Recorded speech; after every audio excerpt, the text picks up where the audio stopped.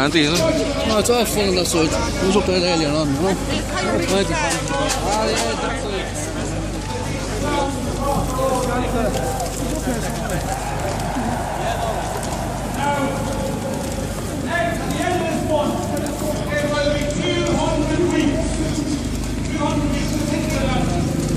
Since this man started a protest in a place called Ballyhea, where an organisation called Ballyhea Says No, who have been fighting against this stage for that length of time. Ladies and gentlemen, welcome to the stage from Ballyhea Says No, Diarmuid O Flynn. Go on, Diarmuid.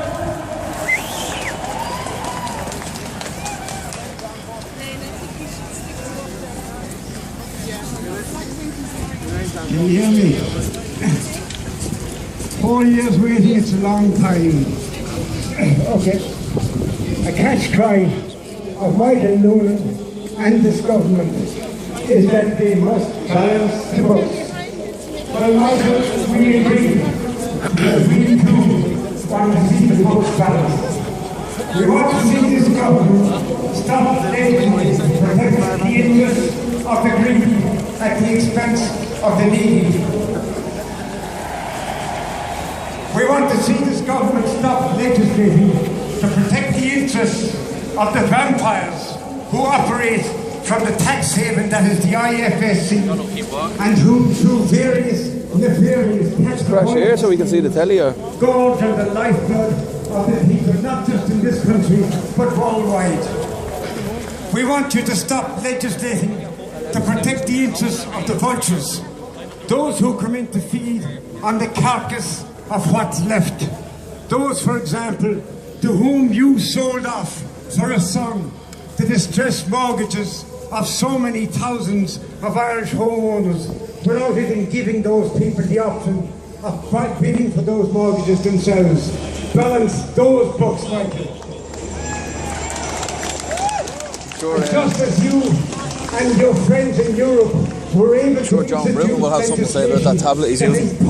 This nation, in this generation, that enslaves future generations to the EU and its debt collection heads to the ECB. We want to now to reverse that legislation and set it free and allow us to prosper. Balance those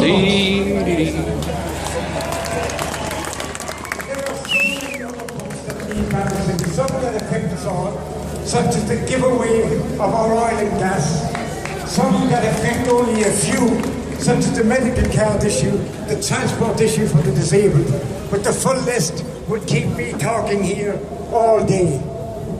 The one, though, on which we in the Ballyhea group have been campaigning for nearly 200 weeks, and the issue on which we were joined by Charlton, Retro and Dublin, and who now also hold their weekly march, and the issue that is probably the greatest travesty of all, the issue on which your books are most seriously imbalanced, is the bank bailout, the sellout.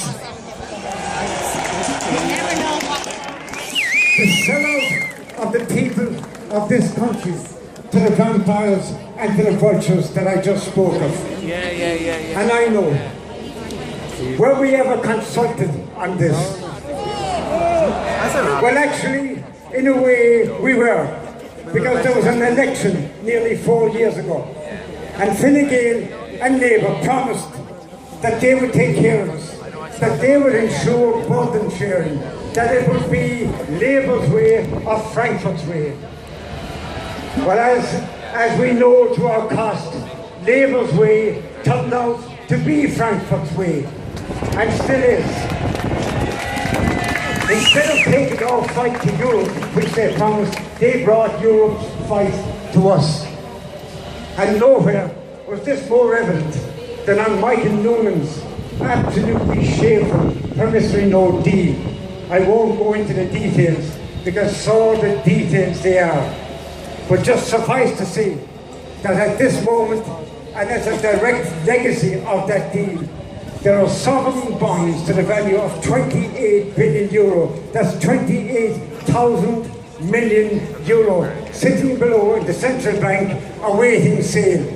And as soon as they are sold, every cent of that 28,000 million euro is destroyed. But also, as soon as they are sold, we, all of us, start paying interest on those bonds. And starting in 2038 and finishing in 2053, we pay the principal on those bonds. The total cost will be about 80 billion euro. Just think about that now. This is a broke country, forced to borrow billions to borrow. And for what? To pay for the bailout of the European big bank countries of two bust Irish banks. That's why, after nearly 200 weeks, we are still marching in Ballyhea. That's why we have been waiting for this day. And that is why I am so happy to be here on this miserable, magnificent day.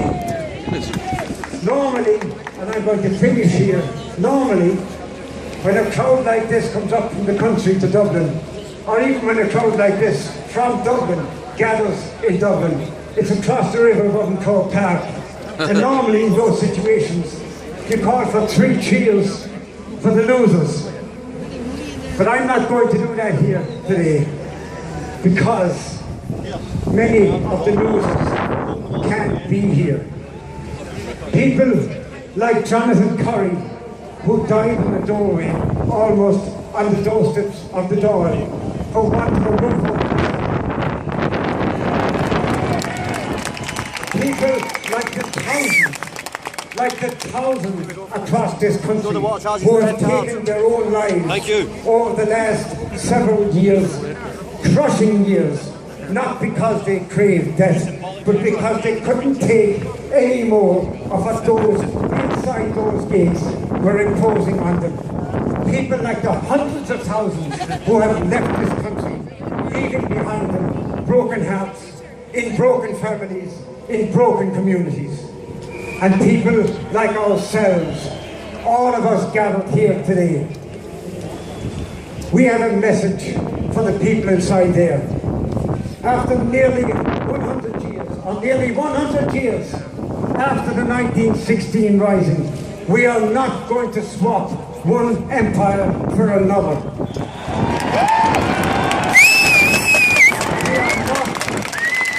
We are not going to swap one kind of servitude for another. So,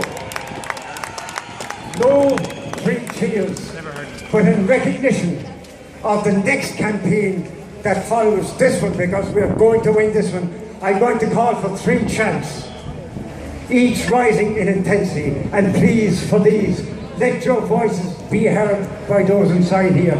The chant is this: burn the bonds, not the billions. Do you hear me? I'm going to lift my hands. Burn the bonds, not the billions. Burn the bonds, not the billions. Burn the bonds, not the billions. Thank you for Ballyhea.